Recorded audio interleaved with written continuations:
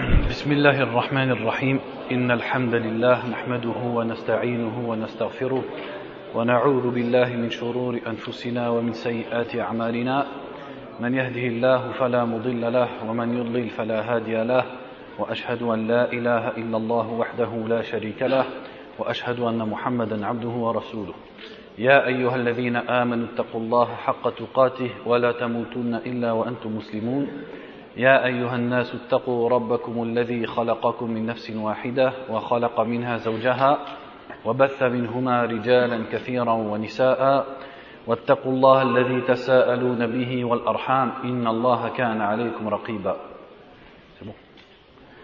يا أيها الذين آمنوا اتقوا الله وقولوا قولا سديدا يصلح لكم أعمالكم ويغفر لكم ذنوبكم ومن يطع الله ورسوله فقد فاز فوزا عظيما أما بعد فإن خير الكلام كلام الله وخير الهدى هدى محمد صلى الله عليه وسلم وشر الأمور محدثاتها وكل محدثة بدعة وكل بدعة ضلالة. Donc le sujet du cours, c'est l'explication de certains noms d'Allah subhanahu wa ta'ala. Et le cours, je vais essayer de le faire le plus simple possible, de sorte à ce qu'il puisse même être écouté par quelqu'un qui commence par exemple à pratiquer la religion, ou même quelqu'un qui ne connaît pas du tout l'islam et qui veut se renseigner sur l'islam. Donc Allah Azza wa Jal a dit dans le Coran: Allahu alladhi khalaqa sab'a samawatin wa min al-ardi mithlahunna yatanazzalu al-amru baynahunna lita'lamu anna Allah ala kulli shay'in qadir wa anna Allah qad ahata bi kulli shay'in ilma. Donc ce verset du Coran nous dit: Allah est celui qui a créé 7 cieux et de même que 7 terres. Wa min al-ardi mithlahunna, c'est-à-dire et des terres au même nombre. L'ordre descend entre celles-ci, c'est-à-dire entre les cieux jusqu'à la terre, afin que vous sachiez qu'Allah est capable de toutes choses et qu'Allah encercle tout par sa science. Donc qu'est-ce qu'on comprend de ce verset? Allah Azza wa Jal nous dit qu'il envoie et qu'il fait descendre la révélation du ciel vers la terre pour que nous connaissions le fait qu'il est qadir, c'est-à-dire qu'il est capable, qu'il a la puissance et la capacité sur toute chose, et également qu'il encercle tout par sa science. Donc on comprend de ce verset qu'Allah subhanahu wa ta'ala a créé les êtres humains en partie pour qu'ils cherchent à le connaître. Et l'autre verset du Coran nous dit: وَمَا خَلَقْتُ الْجِنَّ وَالْإِنسَ إِلَّا لِيَعْبُدُونَ, je n'ai créé les djinns et les humains que pour qu'ils m'adorent. Donc Allah subhanahu wa ta'ala a créé sa création pour qu'il l'adore, et cette adoration passe et est basée par la connaissance d'Allah subhanahu wa ta'ala. Et cette connaissance se fait en premier lieu par ses noms et ses qualités, par ces noms qu'il nous a révélés dans sa parole qui est le Coran, et par ces noms que nous a transmis son messager Muhammad sallallahu alayhi wa sallam. Donc la connaissance des noms d'Allah, c'est connaître les qualités d'Allah, car les noms d'Allah qui sont multiples sont des noms et sont à la fois des caractéristiques, des descriptifs, des qualités d'Allah Azza wa Jal. Ce ne sont pas des noms dénués de sens. Donc connaître Allah et croire en lui se fait par la connaissance de ses noms. Et plus la connaissance d'Allah Azza wa Jal sera large par ses noms, et plus l'adoration sera concrétisée et la foi en Allah subhanahu wa ta'ala sera concrète. Un autre verset nous dit: وَلِلَّهِ الْأَسْمَاءُ الْحُسْنَى فَادْعُوهُ بِهَا. Certes à Allah sont les noms les plus beaux, alors invoquez-le par ces noms. فَادْعُوهُ بِهَا, on peut le traduire de deux façons. Invoquez-le par ces noms, c'est-à-dire qu'Allah subhanahu wa ta'ala nous dit ici de nous diriger vers lui dans nos du'a, donc dans nos prières, dans nos demandes, dans nos invocations, par ces noms, c'est-à-dire en s'adressant à lui par ces noms qu'il nous a révélés. Et également, on peut le traduire par: alors adorez-le par ces noms, car le mot ad-du'a peut avoir le sens de la prière et l'invocation, et peut avoir le sens de l'adoration de façon générale, donc du culte. Donc on peut comprendre du verset: adorez-le par ses noms, c'est-à-dire adorez-le en fonction de ce que ces noms signifient. S'il est celui qui est qualifié de la rahma, c'est-à-dire de la miséricorde, alors cherchez sa miséricorde.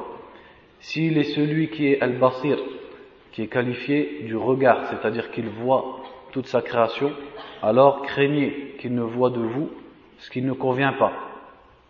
S'il est celui qui s'appelle As-Sami', c'est-à-dire celui qui entend, alors craignez de le faire entendre ce qui lui déplaît, et ainsi de suite. Donc l'adoration d'Allah subhanahu wa ta'ala se fait en fonction de ses noms et de ce que signifient ces noms. Un autre verset dit « Innama yakhsha Allah min ibadihi al-ulama » Parmi ses serviteurs, c'est-à-dire parmi les serviteurs d'Allah, seuls les savants craignent Allah. C'est-à-dire que seuls les savants, ceux qui connaissent Allah subhanahu wa ta'ala en premier lieu par ses noms et ses qualités qu'il nous a révélées dans le Coran et par la bouche du prophète Mohammed sallallahu alayhi wa sallam, ceux-là sont seuls ceux qui craignent réellement Allah comme il se doit, car ils connaissent ses noms et donc connaissent ses caractéristiques et ses qualités. Et celui qui a acquis cette connaissance par les noms d'Allah subhanahu wa ta'ala, alors forcément il va avoir ce qu'on appelle, ce qui est cité ici, al-khashya, c'est-à-dire la crainte d'Allah qui est basée sur la connaissance d'Allah subhanahu wa ta'ala. Donc nous allons citer certains noms d'Allah subhanahu wa ta'ala avec l'explication en deux cours. Donc le premier nom, c'est le nom Allah, tout simplement, qui est le nom d'Allah subhanahu wa ta'ala qui est le plus répété dans le Coran et celui par lequel on désigne le plus Allah subhanahu wa ta'ala. C'est également celui par lequel on glorifie Allah, on le loue, on clame sa pureté, on clame son unicité. Donc on dit subhanallah, pureté à Allah, alhamdulillah, que la louange est à Allah, la ilaha illallah, il n'y a de divinité qu'Allah, c'est-à-dire il n'y a de choses qui doivent être adorées qu'Allah subhanahu wa ta'ala. Allahu akbar, Allah est le plus grand. Et toutes les autres formules de dhikr, c'est-à-dire par lesquelles on mentionne et on glorifie Allah subhanahu wa ta'ala. C'est également le nom qui est la base de tous les autres noms. Tous les autres noms sont comme des descriptifs qui viennent décrire ce nom et qui viennent nous parler de ce nom. Et ce nom est la base. Et que signifie le mot Allah? Allah veut dire à la base El-Ilahu, c'est-à-dire la divinité. El qui veut dire le ou la, Ilahu, c'est-à-dire divinité. Le mot ilah vient du verbe alaha qui est un synonyme de abada. Donc le mot ilah veut dire ce qui s'adore, une divinité dans le sens quelque chose auquel les gens vouent un culte, quelque chose que les gens adorent. Donc Allah subhanahu wa ta'ala lui seul est al-ilah, comme il nous a dit dans le Coran, wa ilahukum ilahun wahidun la ilaha illa huwa ar-rahmanur rahim. Votre divinité est une divinité unique. Il n'y a de divinité que lui. C'est-à-dire la seule vraie divinité, c'est lui subhanahu wa ta'ala, la ilaha illa huwa ar-rahmanur rahim, le miséricordieux. Donc Allah c'est lui al-ilah, et par la suite les Arabes ont entre guillemets compressé ce nom pour dire Allah, et ils ont enlevé le hamza, c'est-à-dire le i qu'on entend dans ilah, et ils ont dit Allah. Donc en fait Allah veut dire al-ilah, c'est-à-dire la divinité, celui qu'on adore, celui qui mérite seul d'être adoré subhanahu wa ta'ala. Et Allah azza wa jal a nommé dans le Coran ce que les gens adorent en dehors de lui, les a nommés ilah, ou plutôt aliha, le pluriel de ilah. Quand il a dit subhanahu wa ta'ala fama aghnat anhum alihatuhum alladhina yad'una min dunillahi min shay. Ceux qu'ils invoquent, leur divinité, Allah les a appelés divinités, qu'ils invoquent en dehors d'Allah ne leur ont servi à rien. Donc Allah les a appelés aliha, divinité au pluriel, alors que c'est lui le seul ilah. Donc Allah les a appelés aliha dans le sens où les gens les ont pris comme des aliha, c'est-à-dire comme des objets d'adoration et de culte. Dans ce sens, ils sont des aliha, puisque les gens les adorent. Et ce que les gens adorent, on appelle ça des divinités. Mais Allah Azza wa Jal nous dit également wa ilahukum ilahun wahidun. Votre divinité est une divinité unique. C'est-à-dire qu'entre toutes ces divinités, le seul qui est une réelle divinité, c'est-à-dire qui mérite seul d'être adoré, c'est Allah subhanahu wa ta'ala. Donc c'est lui al-ilahul haqq. la vraie divinité, c'est-à-dire le seul qui mérite d'être adoré subhanahu wa ta'ala. Également le tafsir, c'est-à-dire l'explication du mot Allah, nous a été rapporté de Abdullah ibn Abbas radiallahu anhuma, c'est-à-dire le cousin du prophète Mohammed sallallahu alayhi wa sallam, et qui faisait partie des savants d'entre les compagnons du prophète sallallahu alayhi wa sallam. Et pour expliquer le nom Allah, il a dit Allah dhul uluhiyyati wal ubudiyyati ala al-khalqi ajma'in. Il a désigné et expliqué le nom Allah par deux attributs. Al-uluhiyya, c'est-à-dire la divinité, et al-ubudiyya, c'est-à-dire l'adoration. Donc il a dit Allah c'est celui qui détient ou qui a, c'est-à-dire qui est qualifié de la divinité, al-uluhiyya, et de al-ubudiyya, c'est-à-dire de l'adoration. Que signifie cette phrase? C'est que le nom d'Allah, Allah, comprend le fait qu'Allah Azza wa Jal est le seul ilah, et le seul à être qualifié de al-uluhiyya, c'est-à-dire des qualités de la perfection. Donc c'est le seul créateur de l'univers, c'est le seul souverain de l'univers, et c'est le seul à être qualifié des qualités de la perfection, des qualités de la miséricorde de la façon la plus parfaite, des qualités dans ses actes qui consistent à créer, à faire vivre, à faire mourir, à donner à sa création ce dont ils ont besoin. Ça c'est l'uluhiyya.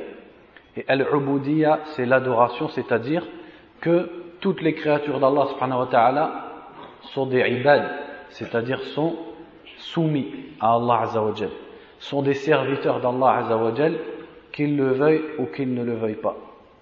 Toutes les créatures d'Allah subhanahu wa ta'ala, les êtres humains, que ce soit les musulmans parmi eux ou les non-musulmans, et toutes les créatures d'Allah comme les sept cieux, comme les terres, les animaux, les montagnes, les mers, etc., tous sont des ibad, c'est-à-dire sont soumis à Allah Azza wa Jal, car ils sont soumis à son destin, et ils sont soumis à son ordre et à sa gérance, et personne ne peut sortir de la volonté d'Allah subhanahu wa ta'ala.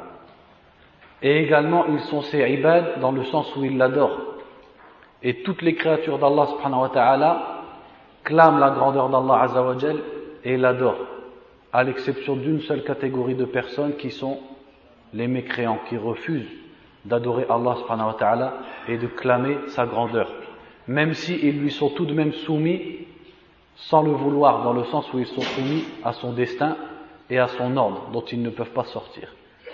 Mais les musulmans, comme le reste de la création, les musulmans ont fait le choix d'adorer Allah subhanahu wa ta'ala.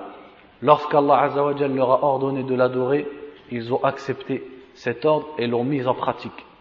Et en cela, ils rejoignent le reste de la création qui adore Allah subhanahu wa ta'ala de façon naturelle et qui clame la grandeur et la pureté d'Allah subhanahu wa ta'ala. Donc Allah Azza wa Jal est Dhul Uluhiyya, c'est-à-dire celui qui détient toutes les caractéristiques divines et toutes les qualités les plus complètes et les plus parfaites, et c'est aussi Dhul Ubudiyya, c'est-à-dire lui seul qui mérite d'être adoré par les créatures et auxquelles les créatures sont soumises, sans même qu'elles ne le veuillent. Le nom d'Allah, le deuxième qu'on va expliquer, c'est Ar-Rabbu, Ar-Rabb, qu'ils traduisent généralement par le Seigneur, ou alors qu'on peut traduire aussi par le souverain. Et le mot Ar-Rabb, le nom d'Allah Ar-Rabb, on le trouve dans le premier verset du Coran, Alhamdulillahi Rabbil Alamin. La louange est à Allah, Rabbi al-Alamin, c'est-à-dire le Seigneur des mondes, le souverain des mondes. Donc le nom Ar-Rabb englobe plusieurs significations. Donc le nom Ar-Rabb désigne le fait qu'Allah Azza wa Jal est le créateur de l'univers, que c'est lui le possesseur de l'univers, que c'est lui qui gère l'univers, que c'est lui qui donne at-tarbiya à l'univers, à toute la création. Qu'est-ce que veut dire at-tarbiya? C'est-à-dire que c'est lui qui les crée, c'est lui qui les fait progresser, c'est lui qui guide chaque créature à ce pourquoi elle a été créée et qui lui inspire tout ce dont elle a besoin pour progresser et pour vivre. Et c'est lui également qui leur donne ce dont ils ont besoin pour subsister. Donc c'est lui Ar-Rabb. Voilà le sens du mot Ar-Rabb. C'est lui Ar-Rabb qui gère la créature de sorte à ce que toutes les créatures soient soumises à son décret. Donc voilà le sens du nom Ar-Rabb, le souverain ou le Seigneur. Et donc à ce moment, il est important de mentionner que les mécréants de toute communauté, parmi les communautés qui ont reçu des prophètes et des messagers, reconnaissaient qu'Allah subhanahu wa ta'ala est Ar-Rabb. Et parmi eux, ceux qui ont mécru et qui ont combattu le prophète Muhammad sallallahu alayhi wa sallam, parmi les Arabes de la tribu de Quraysh et autres, parmi les Arabes de la péninsule arabique, qui n'ont pas accepté de croire au message de Muhammad sallallahu alayhi wa sallam et qui l'ont combattu. Et lorsqu'il leur a dit Qulu la ilaha illallah tuflihu, dites la ilaha illallah, dites qu'il n'y a de divinité qu'Allah, c'est-à-dire qu'il ne faut adorer qu'Allah subhanahu wa ta'ala, et vous réussirez. Ils ont répondu Aja'ala al-alihata ilahan wahida, inna hadha la shay'un ujab. A-t-il fait de toutes les divinités une seule divinité à adorer? Voilà là quelque chose d'incroyable. Eh bien, ceux-là même qui l'ont combattu et qui l'ont renié, reconnaissaient qu'Allah subhanahu wa ta'ala est Ar-Rabb.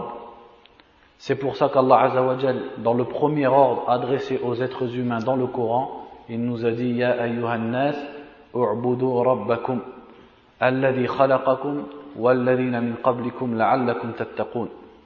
Ô vous les gens, adorez votre Seigneur, Rabbakum, c'est-à-dire votre Créateur, celui qui vous a créé, qui vous a donné, qui vous a fait progresser, qui vous a créé ainsi que ceux d'avant vous, afin que vous acquériez la piété.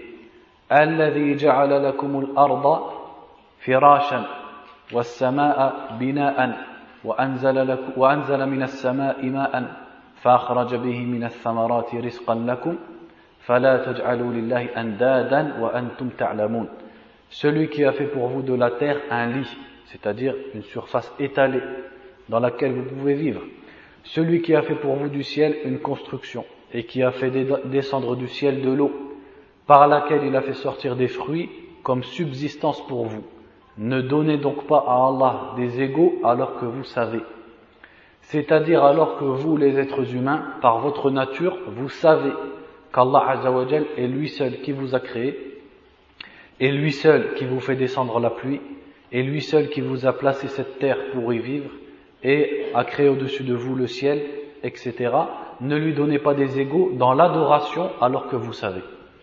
Et de nombreux versets donc nous montrent que les mécréants de Quraysh, de la tribu du prophète Muhammad sallallahu alayhi wa sallam, reconnaissaient qu'Allah est le seul créateur de l'univers et le seul à gérer cet univers, à descendre la pluie, à faire vivre, à faire mourir, etc.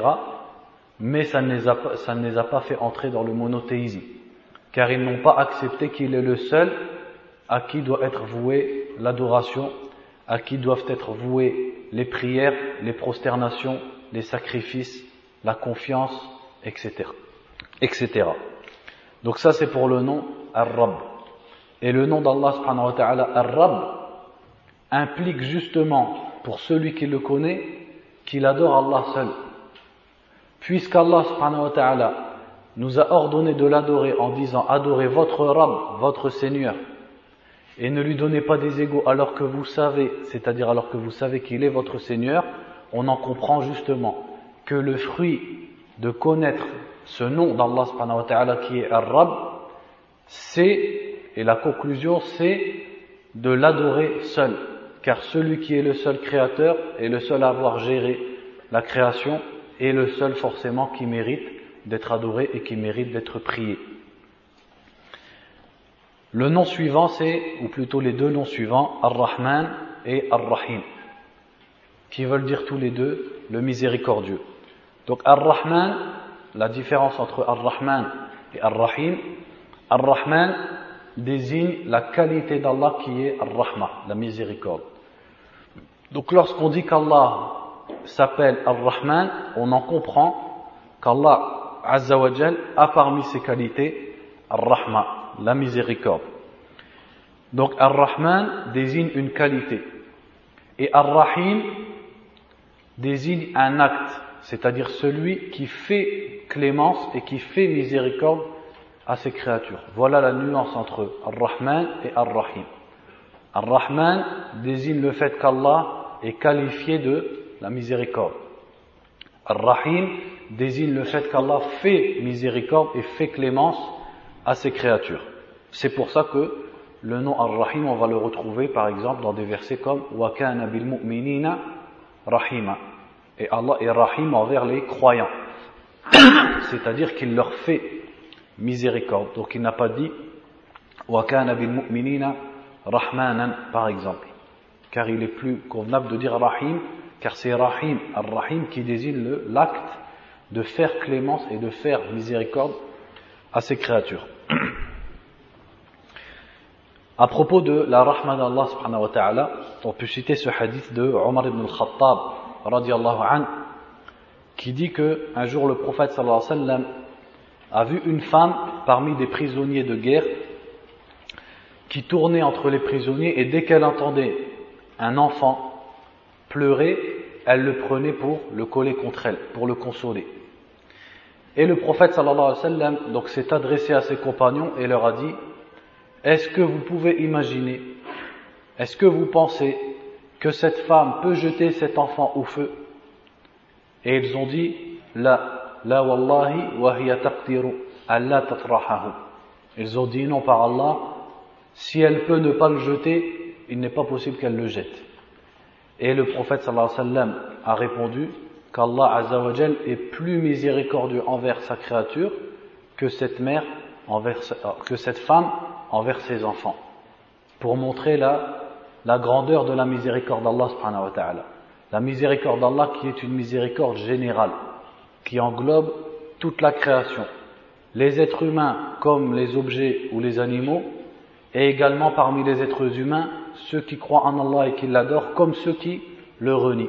Tout cela sont compris dans la miséricorde d'Allah subhanahu wa ta'ala, puisque chaque jour on le voit, Allah azza wa jal donne les moyens de subsistance et permet de subsister à toutes ces créatures, celles qui l'adorent comme celles qui le renient. Et ça fait partie de sa miséricorde subhanahu wa ta'ala. Et également Ar-Rahma, la miséricorde d'Allah. Parmi cette miséricorde, il y a une miséricorde qui est plus spécifique, qui est sa miséricorde envers les croyants au jour du jugement, et dont ne profiteront pas les mécréants, ceux qui ont renié Allah ou qui lui ont associé quelque chose dans leur culte et leur adoration et leur croyance. Donc cette miséricorde est bien spécifique et ne touchera pas les mécréants, mais ne touchera que les croyants au jour du jugement, qui donc seuls mériteront de rentrer au paradis. Et même leur entrée au paradis ne sera que par la miséricorde d'Allah subhanahu wa ta'ala. C'est pour ça que le prophète sallallahu alayhi wa sallam disait: lan yudkhila jannata ahadan minkum amaluh. Nul d'entre vous ne se verra entrer le paradis par ses œuvres. C'est-à-dire les œuvres de personne ne le font entrer au paradis. Et les gens ont dit: wala anta ya Rasulallah, même toi ô messager d'Allah. Et il a répondu sallallahu alayhi wa sallam: wala ana illa an yataghammadani Allahu bi rahmatihi. Même moi, sauf si Allah azza wa jal me fait miséricorde. C'est-à-dire que même les croyants qui entrent au paradis n'y entrent que par la miséricorde d'Allah subhanahu wa ta'ala. Donc certes, Allah nous a informé que les croyants entraient au paradis par leurs actes, mais c'est par sa miséricorde qu'il a fait que les croyants entrent au paradis par leurs actes, et qu'il a fait que nos actes méprisables méritent tant de hasanat, c'est-à-dire tant de récompenses, et méritent l'entrée au paradis. Alors que s'il nous avait jugés avec équité et sans miséricorde, personne d'entre nous, et le prophète sallallahu alayhi wa sallam nous dit, pas même lui, personne ne pourrait entrer dans cette demeure qui est Darus Salam, qui est Darun Na'im, et qui est le paradis, dans lequel il est ce qu'aucun œil n'a vu, ce qu'aucune oreille n'a jamais entendu, et ce qu'aucun cœur n'a pu jamais imaginer. Aussi, la qualité d'Allah qui est Ar-Rahma, Allah subhanahu wa ta'ala aime qu'on cherche à l'acquérir nous-mêmes, qu'on cherche à acquérir et à appliquer cette qualité qui est Ar-Rahma. Donc ça c'est vrai dans plusieurs noms d'Allah. Dans plusieurs noms d'Allah, on voit qu'Allah Azza wa Jal aime que l'être humain lui-même cherche cette qualité. Et parmi ces qualités, il y a Ar-Rahma. Et à ce sujet, le prophète sallallahu alayhi wa sallam nous dit Ar-Rahimun yarhamuhum man fis sama. Ou plutôt Irhamu man fil ard yarhamkum man fis sama. Faites miséricorde et celui qui est au ciel vous fera miséricorde. Ceux qui sont miséricordieux, Allah les aime. Allah aime ceux qui sont miséricordieux. Donc c'est-à-dire qu'Allah subhanahu wa ta'ala aime de la part de son serviteur qu'il soit clément et qu'il soit plein de pitié et de miséricorde envers sa créature, quelle qu'elle soit, de façon générale. Le nom suivant c'est Al-Hayyu Al-Qayyum. Al-Hayyu qui veut dire le vivant et Al-Qayyum qu'on ne peut pas traduire. On va l'expliquer mais on ne peut pas le traduire. Donc Al-Hayy veut dire le vivant. Et Allah nous dit dans le Coran وَتَوَكَّلْ عَلَى الْحَيِّ الَّذِي لَا يَمُوتُ وَسَبِّحْ بِحَمْدِهِ. Remettant au vivant qui ne meurt pas et clame sa pureté et sa louange. Et également un autre verset nous dit هُوَ الْحَيُّ لَا إِلَهَ إِلَّا هُ فَادْعُوهُ مُخْلِصِينَ لَهُ الدِّينَ الْحَمْدُ لِلَّهِ رَبِّ الْعَالَمِينَ. Donc que veut dire le nom d'Allah, le vivant? C'est-à-dire qu'Allah subhanahu wa ta'ala est celui qui est qualifié de la vie parfaite, d'une vie qui n'a pas de commencement ni de fin, d'une vie qui n'est pas entachée d'interruption, d'une vie qui n'est pas entachée de faiblesse, ni de sommeil, ni même de somnolence, ni de maladie. Donc en fait ce nom qui est le nom d'Allah, Al-Hayy, le vivant, englobe toutes les qualités d'Allah subhanahu wa ta'ala, comme l'ouïe, la vue, la parole, le fait, toutes ces qualités de splendeur, la beauté, etc., etc. Toutes les qualités qui reviennent à l'être d'Allah subhanahu wa ta'ala et qui désignent sa perfection et sa splendeur sont compris dans le nom d'Allah Al-Hayy. Car celui qui est qualifié d'une vie parfaite n'a cette vie parfaite que parce qu'il est qualifié des attributs et des qualités les plus parfaites. Donc Al-Hayy est un nom général. Il veut dire le vivant, mais justement parce qu'il est le vivant parfait, ça signifie qu'il est le parfait dans toutes ses qualités et qu'il détient toutes les caractéristiques de la splendeur et de la perfection.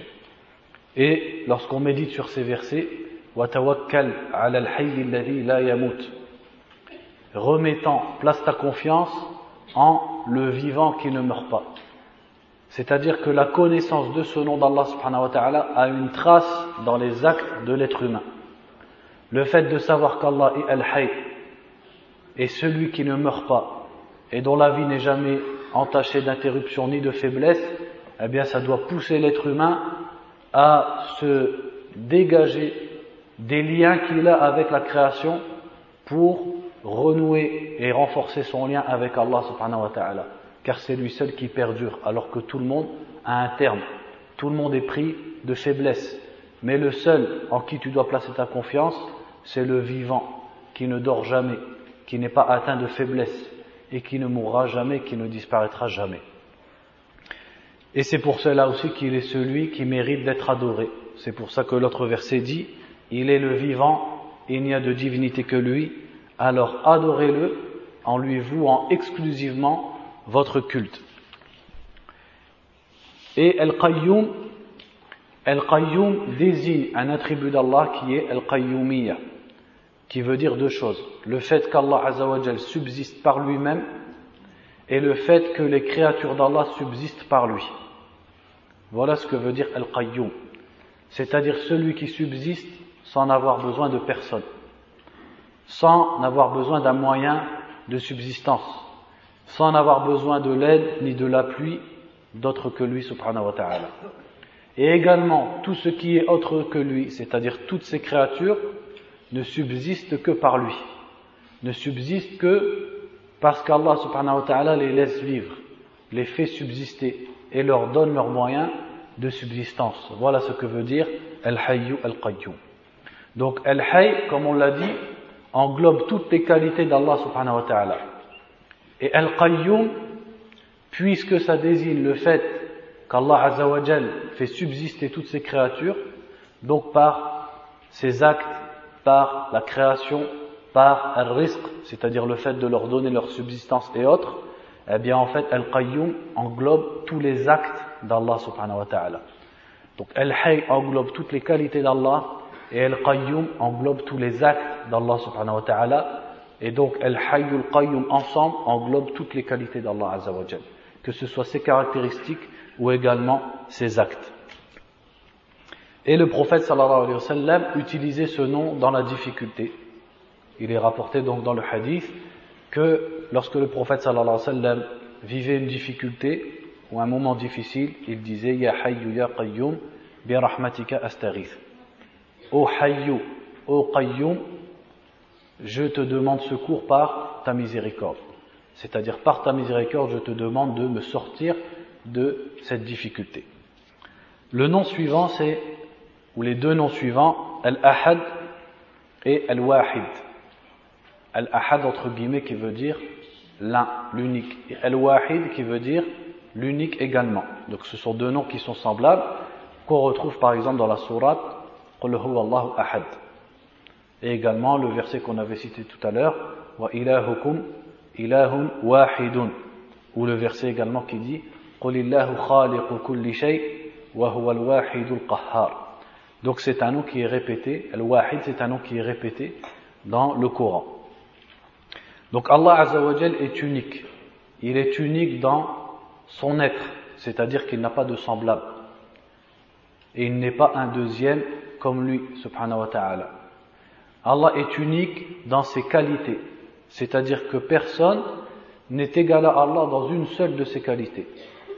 Personne n'est savant comme Allah est savant. Personne n'entend comme Allah entend. Personne ne voit comme Allah voit.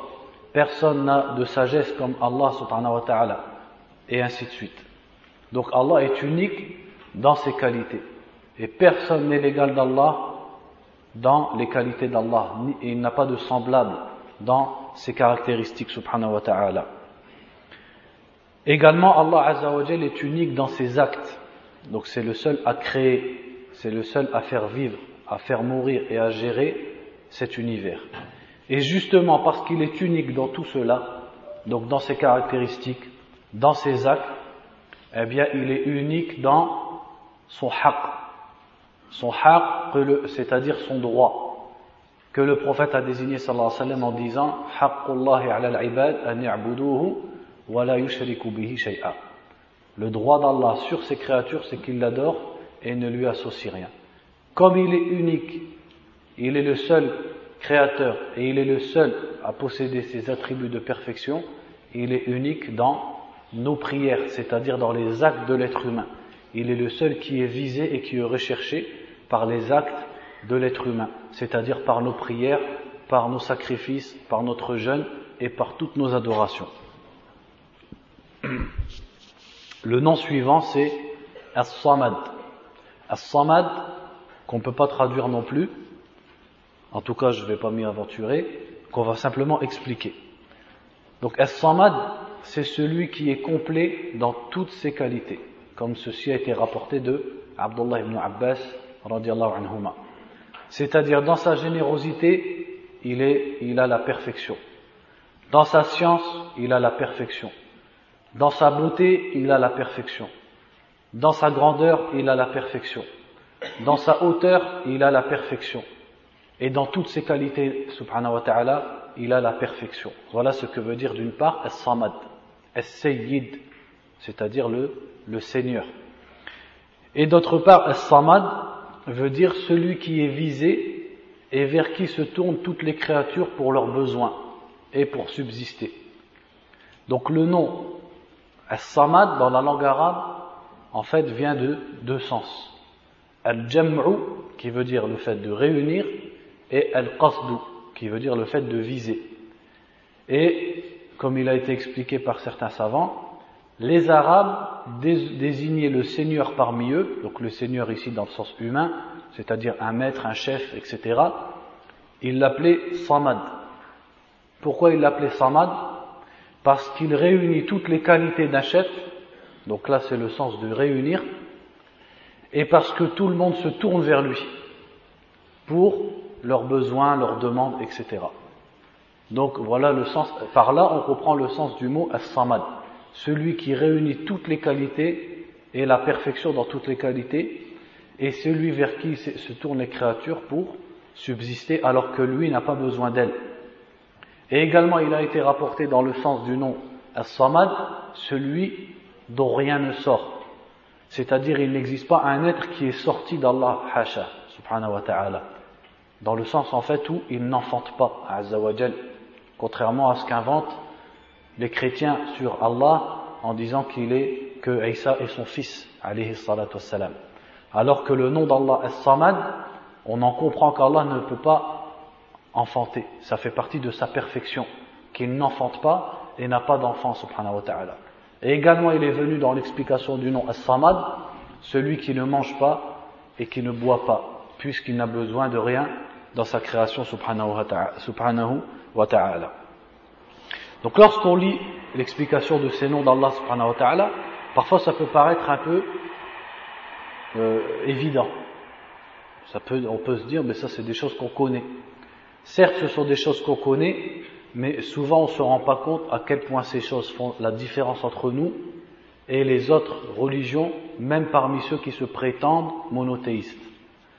Car déjà, dans ce qu'on vient d'entendre seulement, eh bien, les musulmans se différencient dans leur connaissance d'Allah et leur croyance en Allah se différencient des juifs et des chrétiens.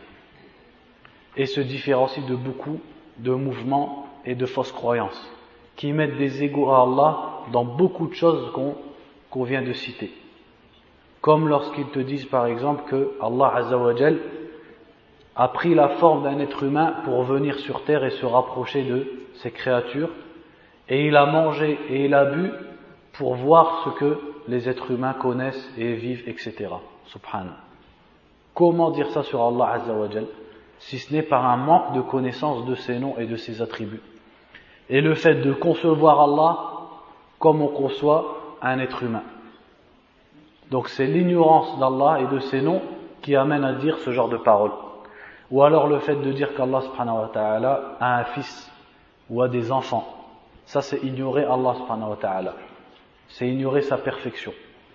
Ou le fait de dire, comme l'un d'entre eux m'a dit, la relation avec Allah, ça ne doit pas être une relation de culte, où on l'adore, on lui obéit. Ça doit être comme un ami. Je lui parle comme ça, etc. Ça c'est un manque de vénération. Il ne conçoit pas à quel point Allah subhanahu wa ta'ala est grand. Il l'a réduit à la place d'un être humain dont il fait son ami. Et un ami, on peut lui obéir, on peut lui désobéir, on peut être son ami aujourd'hui et le lâcher demain. Comment parler d'Allah subhanahu wa ta'ala comme un simple ami, alors que c'est celui à qui se soumet toute la création d'Allah subhanahu wa ta'ala. Donc on se contentera de ça pour aujourd'hui. Et je vous revois à 2h30 inshallah. Barakallahu fikum. Wallahu a'lam. Wa sallallahu wa sallam ala nabiyyina Muhammadin wa ala alihi wa sahbihi ajma'in.